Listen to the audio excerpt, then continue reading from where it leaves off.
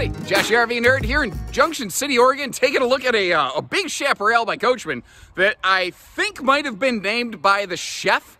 It's the 373 MBRB, which, you know, Kiergan 373 MBRB. Doesn't it sound like that? Anyway, what are we looking at?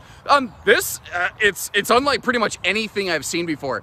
By default, I think the quickest way to describe this is that it is a double bunkhouse. It has a rear bunk room with a full second bathroom, because it's a full 2-bath, not even a bath and a half.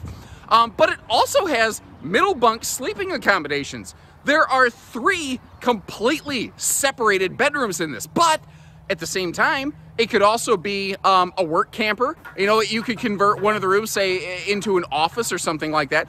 This could be a literal, like maybe you have a, mom or dad who's a little bit aged, lives with us and or camps with us, and you need things to kind of be on more one level playing field for them in the evening hours. Maybe you have an adult child with special needs. Maybe you have an autistic child who needs their own private space. Maybe you're, I could see someone who's, pardon me, literally choked on thin air.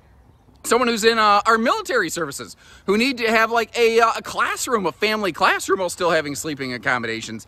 This could work for so many different people. The only downside to it is because they had to chop it up and add so many separated rooms, it really applies pressure to like the kitchen and the bathrooms. They do feel a little bit cramped and a little bit tight on occasion.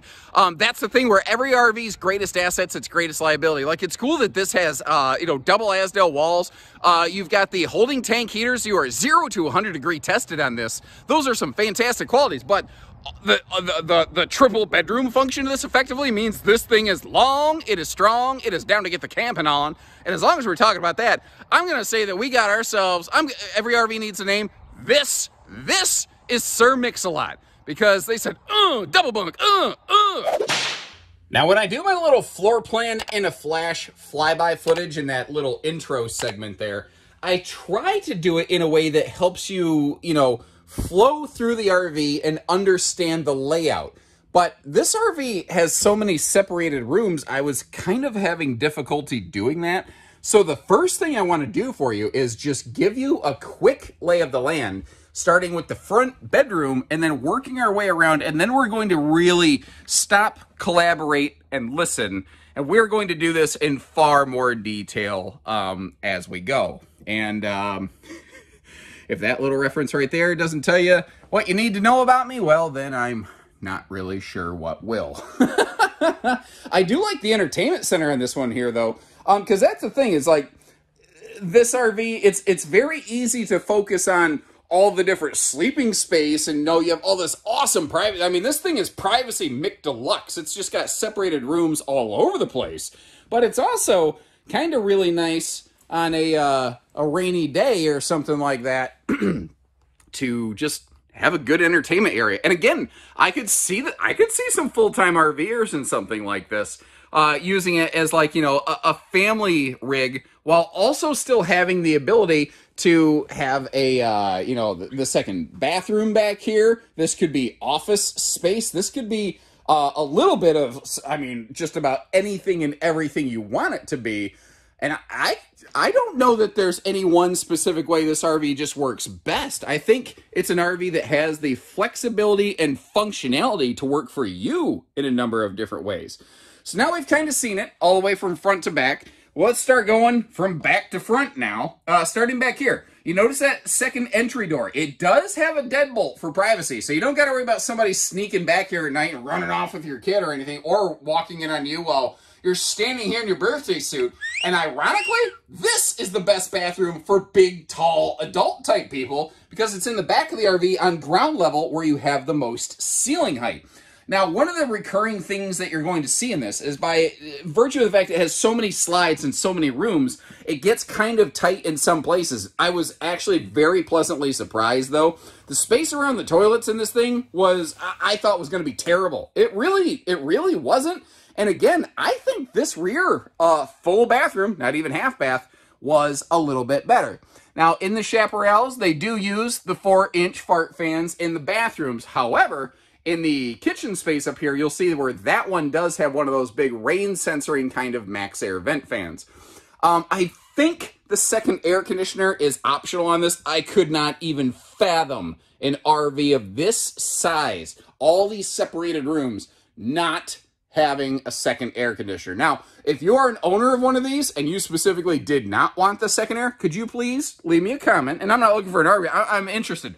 Why was it you didn't want the second air? Like, do you tend to just totally 12-volt boondock dry camper? You know, what was that for you? Man, that is a gigantic Jumbotron. RCA? Ha! I can't even spell that.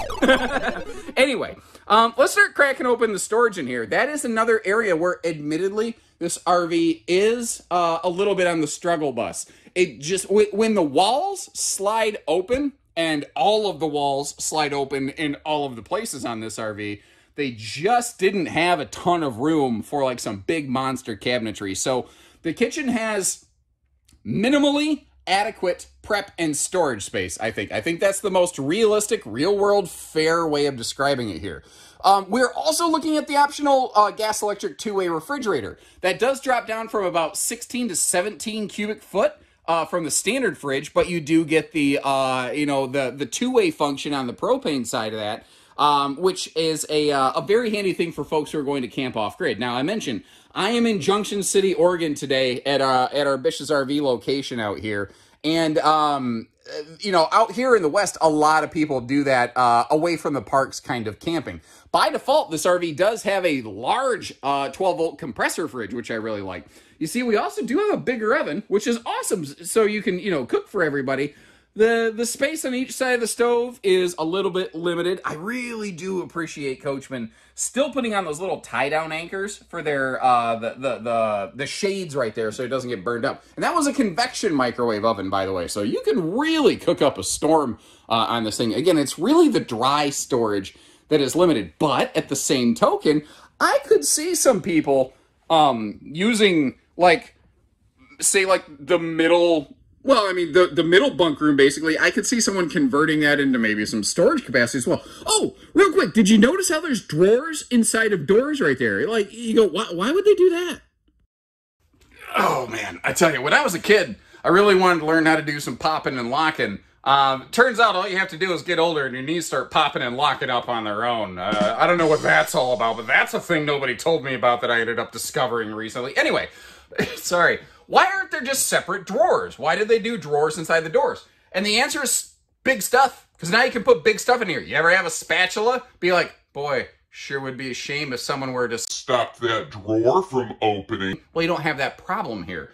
When you have just a drawer, it's framed in a little bit tighter. When you have drawers inside of doors like this, all of this space now, sorry, let me get it on camera. All of this space now can be used for bigger, tall stuff. So maybe you have, pitchers for tea or lemonade or something in there. You can actually stand them up. You don't have to, try to roll them up under something, shove them up under a thing anywhere. So the answer basically is it allows you to put bigger stuff in the same space, and you just can maximize storage that way. You could also just throw small stuff in there. Nothing stops you from doing that. It just gives you options.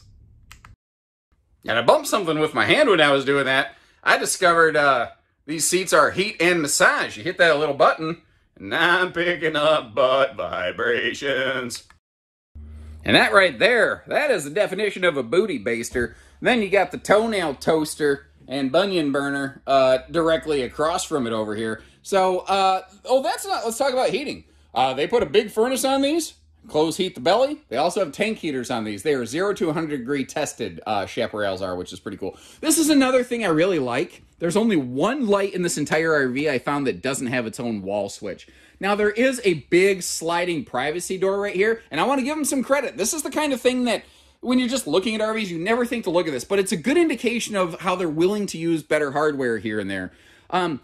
It's not flashy, it's not fancy, but this little nylon strap and lockback system, instead of the cheap plastic strap that is going to fail after a couple years, not if, but when it just gets dried out and brittle, that thing, unless you just straight rip it off there, it ain't gonna get ripped off there. But you see the true pocket sliding privacy door right there.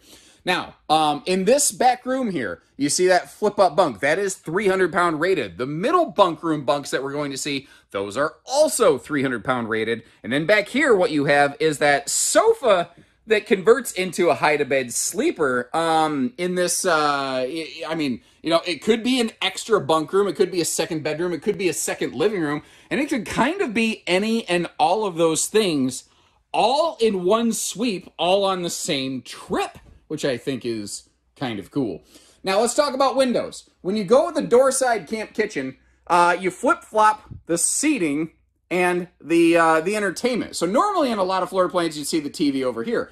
So we're like, I don't know, a lot of people don't really want a lot of window coverage over that direction. Well, the good news is you still have some pretty decent window coverage here over on the door side, especially considering I don't believe that there's a booth dinette version of this floor plan, because if you look at how big those atrium-style giant tall windows are, you know, I don't think a booth would work there. You'd be covering up the windows, but it still gives you good looks out the door side of the RV. And you may have noticed, you see those white, white blackout shades? Does that make sense? That makes sense, right? White is in color, blackout is in gets rid of the sun like the arrows of the Persian army.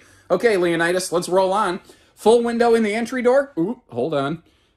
I spy with my little eye something I missed before. Big old wastebasket space over here. You can keep yourself a big wastebasket in there, okay? All right. Ooh, cool little coffee maker corner right there as well. All right. Now, and like I said, tons of light switches because everything in this RV basically has its own switch.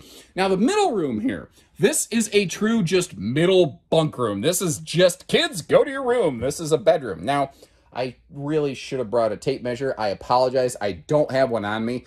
I will see if I can get you some measurements on those beds. I don't know them offhand, because the thing that I do know is those are short mattresses, because that's in a deep slide, and those beds are going to come into basically right against the wall where I'm standing by the entry door.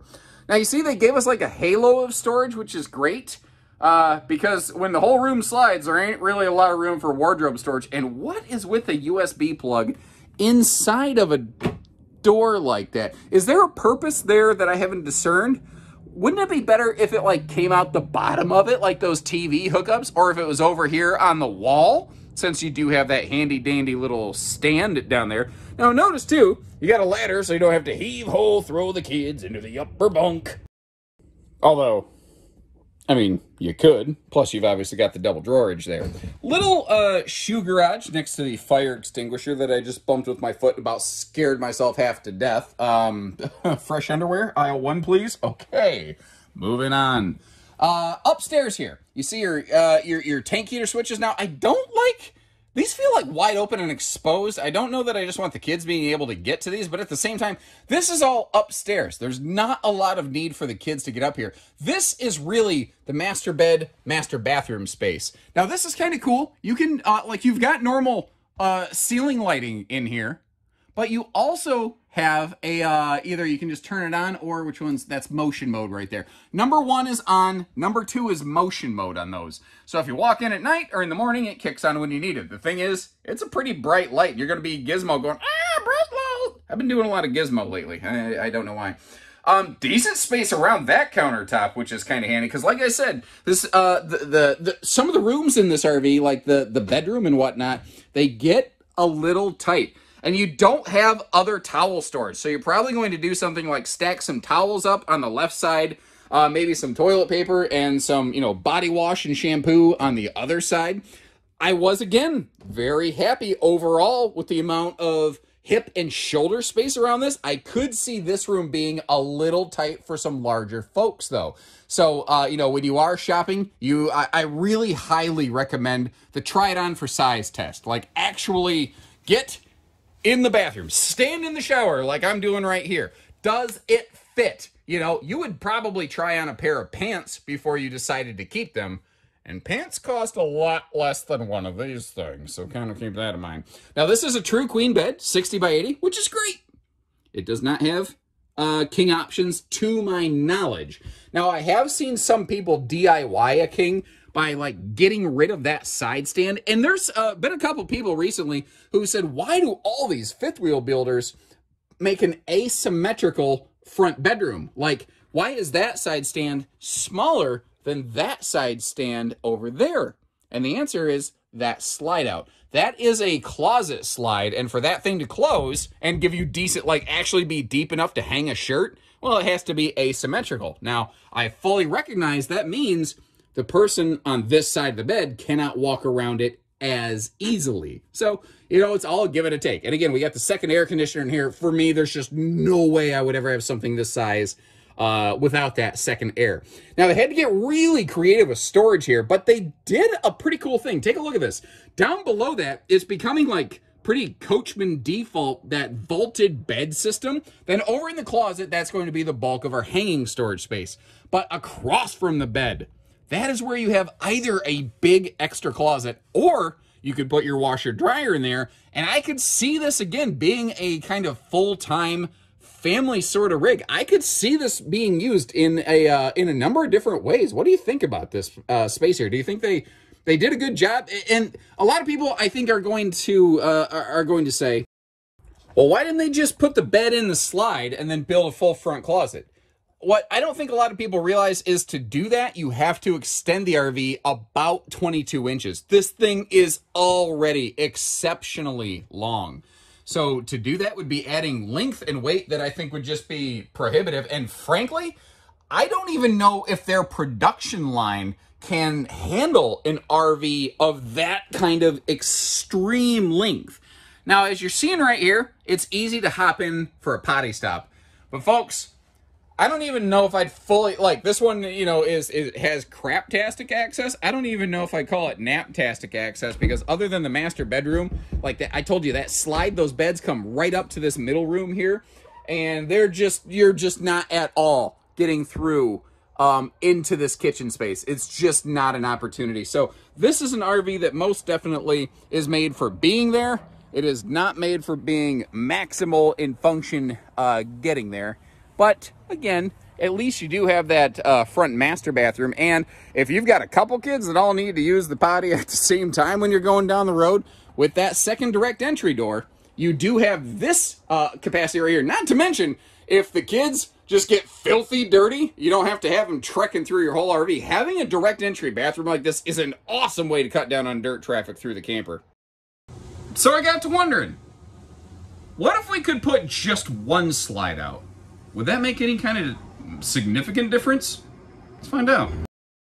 And what I'm hoping we gain here is the ability to stop and feed your family. Because one of the things that you'll find, and I'm going kind of backwards down the steps here, apologies, is these big stable steps stick out further than the slide. So if you're at a travel stop and you can open those steps, logically, you should be able to open that slide most of the time. And if you do that, well, then the dining becomes available again. But what I was wondering is, what about the refrigerator? And the answer here might kind of depend on which refrigerator you get. But with this one, with the gas electric two-way, if you open just the one slide, you can at least kind of get into it enough. I think where if like, you're like, okay, we got to make the kids some sandwiches because they're about to revolt. The kids got to use the potty. I need to stretch my legs. If you can park yourself in an area where you can open one slide, you have at least some functional travel access, although not ideal, certainly. You know, it's kind of like my physique. It's not ideal, certainly. Now, I have this bad habit on Coachman RVs of forgetting to talk about what I think is one of their greatest qualities and assets, and that is Azdel. And if you're not familiar with it, in the sidewalls of this RV, where it's laminated, both the inside and outside of the wall have normally in most RVs, like this thing over here, would have a layer of Luan wood paneling. There's nothing wrong with that. This uses Azdel, which is a composite resin material, and it is lighter. It is also a little bit more noise dampening. It's a little bit better at dealing with hot, cold kind of climate shifts and whatnot. And they're using it both on the inside and outside layers of the wall, which not every brand who even uses Azdel does that. So it's a very special thing, and Coachman's been doing it longer than just about anybody else. I see that charge controller over there tells me we've got ourselves a roof solar panel package on this. And I'm going to give Chaparral some credit. They put the speakers, I think, in a better position than most brands. They put them down here where it's a little bit easier to hear them, instead of way up high in the sky where you're blowing away the neighbors, like up where those windows are located. Now, if I back up a little bit, You see the, you've got a decent sized front awning on this, but as I kind of pan around a little bit and you see this giant USS battleship chaparral that we have here in front of us, because Lord, she is a big one. Look at that thing. Gosh, that is good looking though. It feels like the one awning maybe isn't massive. You know, it's like, wow, it's a big RV. They really missed some opportunities. Because they have the big camp kitchen over here, they really didn't have a lot of opportunity. Like, there's not enough room to face mount an awning over that. And I really don't fault them for not putting an awning over that entire door side slide, because you would lose out on, you know, a bunch of it. Now, this is what the industry historically would call a mid-profile fifth wheel, even though mid-pro and high-pro just doesn't mean what it used to anymore. This thing is huge, right? One of the nice things here, though, is it is using 6-point auto leveling, which most things in this class are still using a 4, especially considering the length of this RV, the extra stability you're going to get, especially when you consider how many people you might have in and out and around this thing. That is a very handy feature. Now, it doesn't have a sink, so if we want to argue the semantics that this isn't a true camp kitchen, okay, I can acknowledge that. So whatever you want to call it, it is a nice one. You've got the little pull-out grill there, which you could probably remove. I've seen people remove those and custom upfit like a small Blackstone or something in there. You just got to be careful. But this is all galvanized rolled steel. I love that little slide-out utility kind of tray, workstation, whatever. And then up here, if you want some outdoor entertainment, this is all the space behind the inside TV. It's available out here for outside TV. Again, we do have the not even bath and half, but full 2-bathroom, and they don't put a window on that door like they do the front door, which normally I'm like, why don't they put a window on the door? In this case, considering that's a bathroom, and then straight through that is a second bedroom space, I kind of personally think that was the right decision. That's my 2 cents, though. I'd be curious to know, what do you guys think about that? Like, should there still be a window in that door or not, you know?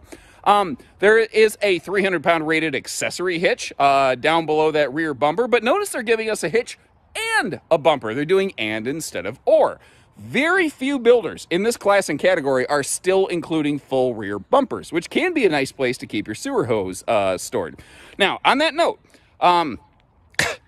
sorry, the view of this thing with the 4 slides all rolling off the one side here, it is just wacky to me. You just don't see stuff like that every day. Sorry. Anyway, because you have a forward kitchen and master bathroom, and then you have a very rear full second bathroom, you do have 2 sewer outlets. And I will say, I think that one right there hangs down a little bit lower than I generally like. Now, the RV looks like it's pretty level. Obviously, the grass is difficult to, you know, cut under the big tail of this thing, but it does not look like you have a lot of clearance there. And considering the fact that is behind the axles, it will drip down a lot when you're towing. So be very conscious, be very careful of what you're going to be doing with this, where you're towing, where you're going. And I mean, know the road before you hit the road, guys. That's, you know, a major thing. And there's apps for that. You know, there's like Togo RV app. There's all kinds of things where it's made for RV GPS, where you can plug in your specific like measurements and everything so that you can make sure you're not going to go under that 11-foot 8+8 bridge and can opener the top of your RV, which sadly is the thing that has affected some folks. All the windows on this, with the exception of that little bitty kitchen window there overlooking the stove, they look like they all open for airflow, which is pretty fantastic. I like the swing door, how it gets out of the way, but you notice how it's still kind of swinging in the breeze. It's not like a friction door or anything. And what I noticed, what I would probably do is come up with some kind of bumper stopper sort of thing, because the little handles there for your propane enclosure, they can kind of kiss that door a little bit, and I don't want the nice candy-coated laminated shell of that baggage door having a hole punch through it. So a little proactive pro tip for you there. Oh, larger 10-gallon gas electric water heater in this class and category. You know, I mentioned how a lot of brands don't give you a bumper. Well, a lot of brands still only have a 6-gallon gas electric water heater. So there's some things here where you actually, you're like, wait a minute, is this a Chaparral or is this the bigger Brookstone?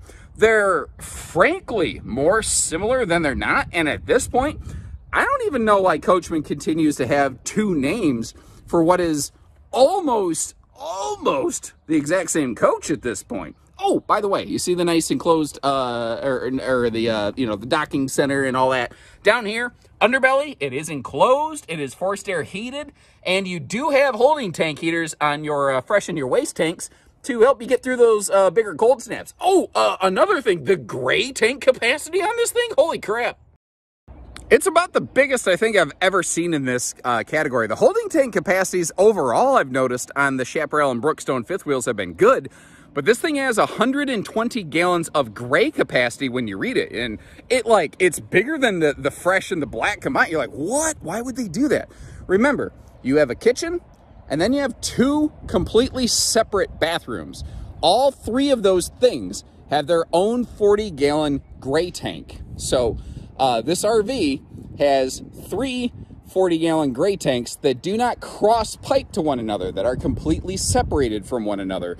So you see that 120 gallons and you're like, boy, howdy. And I mean, certainly, you know, that is a true gray tank capacity, but it's not how it reads on paper, I think. And like I said, we are outfitted today with that optional solar package. That combined with the 2-way fridge inside would give this one some pretty decent, what I'm going to call light duty off-grid functionality. Not like permanent, I'm gonna be off the road hiding from the government kind of capacity or anything. So what do you think of the Sir Mix-a-Lot double bunk living office mobile flex function Swiss Army thing that we have here?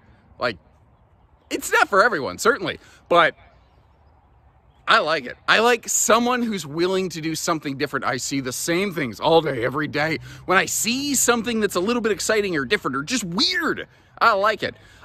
It begs the question, is it practical? And I think for the right folks it is. And I think that's what this takes. This is not the every person's coach. This is the right people, the right family kind of coach. You can check pricing and availability, by the way, via the link in the video description. This one happens to be in Junction City, Oregon, but we have Chaparrals at different places as well. So when you're ready, we're ready.